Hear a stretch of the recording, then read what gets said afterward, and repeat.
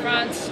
She will hopefully fall in love with Francis, marry him, have a squillion children, and live happily ever after. She is not particularly politically savvy.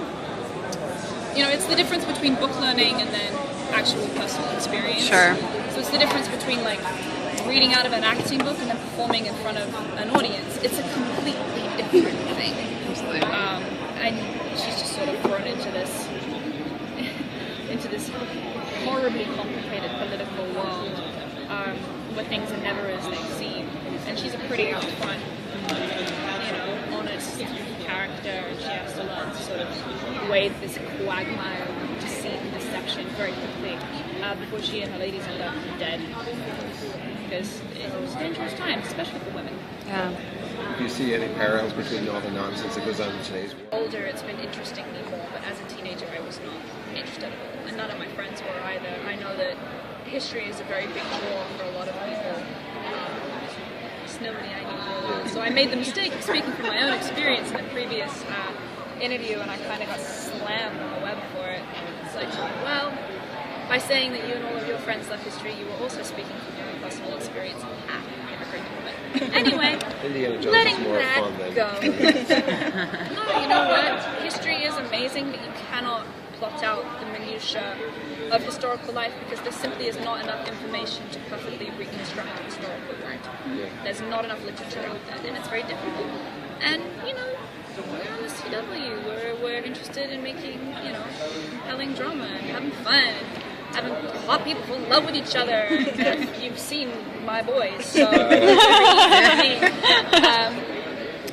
having fun. And I'm particularly less interested in being 110% historically accurate and more interested in getting my audience emotionally invested in what my character is going through and feeling things with me. That's my main goal, and the reason I became an actor, is to connect with people on an emotional level and maybe help them understand themselves and their emotions a little bit better as well. So I really struggled as a teenager. I didn't know what I was feeling, why I was feeling, which is why I read a lot of books. Because I just was not very social and not good with people, and I'm getting better. Yeah. So all that being said, did you are stepping into sort of these, historical shoes, and, there are certain things that we know about Mary and certain things that we don't, as you said earlier. So, A, how did you go about doing your research for the role? And B, do you have any input sort of with the creators and the writers into what kind of character you want her to be, sort of like humanizing her? I think that we all have really great communication with each other. If there are any lines I want changed or any scenes I feel particularly strongly about, the beauty of it is it's difficult. It's really difficult portraying like a historical figure because on some level there's expectation that I adhere strictly to the literature about her, which I simply can't do. There's not enough. I can't reproduce her. I'm not her. It's not possible. So it's walking the fine line of doing the amount of research that I did. I took out books, I scoured the web, I read her letters, I did all of that. Because I wanted some insight into her as a woman and like some of her important traits. Like, she was very active and vivacious. She was intelligent, impulsive, and brash, and stubborn, and a little bit arrogant in her later years. So that I'll definitely try to bring into the character, but it's melding that with the writers and with Laurie's vision of her, and then my own vision of her. And it's difficult, and I take it with a grain of salt. I'm not going to please everybody, and I'm aware of that. I'm just trying to bring forward the best and most relatable character I can, and I don't want her to be perfect. I want her to be flawed. I want her to make mistakes. I want her stubbornness to make the audience scream at her because she's being an idiot, or because she's being selfish, or because she has a moment of weakness, because everybody does. And I think that that's relatable. It makes her more interesting if she's a person and not, paragon of virtue. That's boring. But you can be given, the most bland script in the world, which thank God we haven't had. We've had amazing scripts. But they've been very good about letting us do with the characters and with the scripts and with the dialogue what we will. So we've been taking some of it in interesting directions. It should be really interesting. I'm really looking forward to seeing the future episodes because we've done some fun, creative stuff, emotionally speaking. If you could be queen for a day, what would you do? If I could be queen for a day, there are a lot of things Keep it clean. No, nothing like that. Okay. If I could be queen of the world, I'll do you one better. If I could be queen of the world for one day, I would abolish any gender discrimination across the board, including in places like circumcision in Africa, and all of the terrible things that women have to go through in the Middle East. I would do that. I would legalize gay marriage across the board.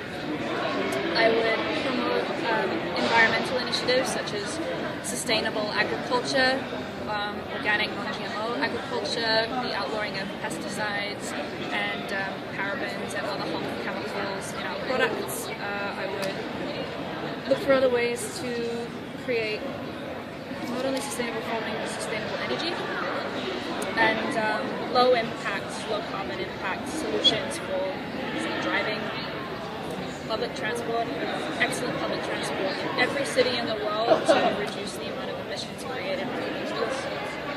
And I would probably implement